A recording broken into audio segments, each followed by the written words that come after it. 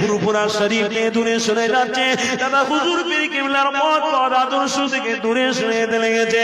এই যুবক তরুণীরা, এই পশ্চিম বাংলার বুকেতে আমার রাসূলুল্লাহর আশিক প্রকৃত দিওয়ানা 100 বছর মুজাদ্দিদ আবু বকর সিদ্দিককে আল্লাহ পাঠিয়েছে।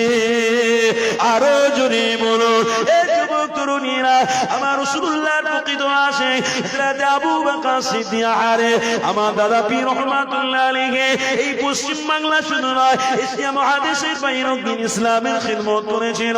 তাই আজকে সমাজের মানুষেরা টুপি দাড়ি মসজিদকে চিনতে পেরেছে। এই যুবক একটা কথা বলে দিই, কিছুদিন আগে আমি মালদা জেলায় গিয়েছিলাম। আরে দাদা হুজুর পীর কিবলার 5 কলিজার টুকরাও চিনি সোনার ছেলে ছিল। এই যুবক তরুণীরা, যখন মালদাতে গিয়েছি, জলসায় ওঠার আগে একটা মাদ্রাসা বিশাল বড় দেখতে পেয়েছিলাম। ওই মাদ্রাসা সম্পর্কে জিজ্ঞাসা করেছিলাম, এই মাদ্রাসাটা কে বানিয়েছে? তখন সবাই মিলে বলল, ছোট হুজুর পীর কিবলা এই মাদ্রাসার ফি দিয়েছিল। এই মাদ্রাসার বিষয়ে তখনকার সরকারের কাছে একটা মেসেজ পৌঁছেছিল। ওই সরকার তখন বাধ্য হয়েছিল দাদা পীরের কলিজার টুকরা আওলাদের কথাটা শুনে সাথে সাথে ওটা সরকারি বানিয়েছে। বাপেরা, যুবক তরুণেরা, ইমানি পাওয়ার ছিল আমার দাদা পীরের। 5 কলিজার টুকরার ইমানি পাওয়ার ছিল, তিনাদের সন্তানদের ইমানি পাওয়ার রয়েছে। খবরদার, আমাদের পীর হলো আমার মুজাদ্দিদুল জামান, 5 কলিজার টুকরা আমাদের পীর বাবা। এই যুবক তরুণীরা, আপনাদের ঘরে বলে যায় মুহাম্মদ রাসূলুল্লাহর আশিক হলো মুজাদ্দিদুল জামান। পশ্চিম বাংলার মানুষ আমার দাদা পীরকে কোনোদিন ছেড়ে দেবেন না গো। আমার দাদা পীরকে ধরে রেখেছো, তোমার দাদা পূর্বপুরুষ ধরে রেখেছিল, আজ তুমি আমি ধরে রেখেছি। আলহামদুলিল্লাহ, আমার দাদা পীর হক, আমার দাদা পীরের সিলসিলাটাও হক বলে আল্লাহ কবুল করেছে। আপনাদের ঘরে জানিয়ে দিই, খবরদার, যাকে যা ভালো লাগে কোনো গাজা দেখার দরকার নেই। আমার পীরের নাম হলো মুজাদ্দিদুল জামান।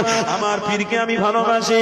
আমার এশার নামাজের পরে দরুদ পড়তে আমার ভালো লাগে, আমাকে জিকির করতে ভালো লাগে, আমাকে নামাজ পড়তে ভালো লাগে। আমার মুজাদ্দিদুল জামানের আওলাদেরা যে ওসিফা দিয়েছে ওটা করতে আমার ভালো লাগে, এটা আমার ভালো লাগে। তাই আপনাদের ঘরেও জানিয়ে দিই, খবরদার, আমার মুজাদ্দিদুল জামান হক, তাই আল্লাহ কবুল করেছে বলে গোটা পশ্চিম বাংলার জমিনে মুজাদ্দিদুল জামানের নাম এখনো পর্যন্ত রয়েছে।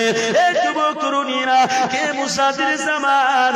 আমার মুজাদ্দিদুল জামানের কাছে এত বড় মাপের আলেম আল্লামা রুহুল আমিন রহমাতুল্লাহ আলাইহি আমার মুজাদ্দিদুল জামানের কদমে এসেছিল। আরে কে আল্লামা রুহুল আমিন 165 থেকে 60টা কিতাব তিনি নিজে লিখেছিল। আরে সেই আল্লামা রুহুল আমিন আমার দাদা পীরের কদমে এসেছিল। আমার দাদা পীর নিয়ে মুহাম্মদ রাসূলুল্লাহর সাথে দিদার করে ছেড়েছিল। এই যুবকেরা, তরুণেরা, ওই পীরকে আমরা ভালোবাসি, ভালোবাসবো। ওই পীরকে আমরা মানি, মেনে যাব। কেননা মুহাম্মদ রাসূলুল্লাহর রাস্তাটা আমার দাদা পীর দেখিয়ে দিয়েছিল। তাই আজ সমাজের মধ্যে আমার দাদা পীর অনেক ভক্ত রয়েছে, আলহামদুলিল্লাহ, এখনো হারাম খায় না। আমার দাদা পীরের সমাজে এমন ভক্ত রয়েছে, নিজে নামাজ পড়ে সন্তানদেরকে নামাজি বানিয়েছে।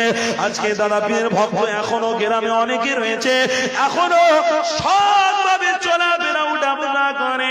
আমার মুজাদ্দিদুল জামানে এখনো এমন ভক্ত রয়েছে, আবার সময় হলে ফুরফুরা শরীফে যায়, আবার জিয়ারত করে, আবার হালাল পয়সা দিয়ে হজ পাকেও গিয়েছে। এই যুবক তরুণীরা, যদি না সিলসিলা হতো তাহলে আল্লাহ দরবারে এটা কবুল হতো না। কেননা সিলসিলা অনেক বেরিয়েছে, অনেক রাস্তা বেরিয়েছে। ওই রাস্তাগুলোর মধ্যে কিছু কিছু রাস্তা আমরা দেখতে পাচ্ছি, অনেকে পীর বলে দাবি করে, আবার কদমে তারা সিজদা দিতে লেগেছে।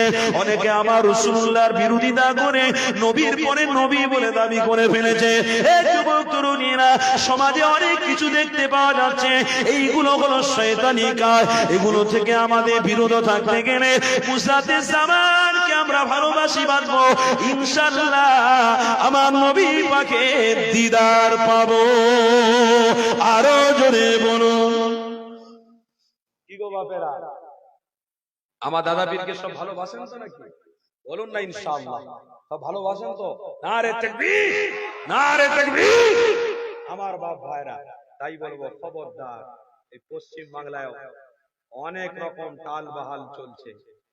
মুজাদ্দিদের জামান থেকে দূরে সরব না। কেন? মুজাদ্দিদের জামান হলেন হক পীর। জোরে বলুন সুবহানাল্লাহ।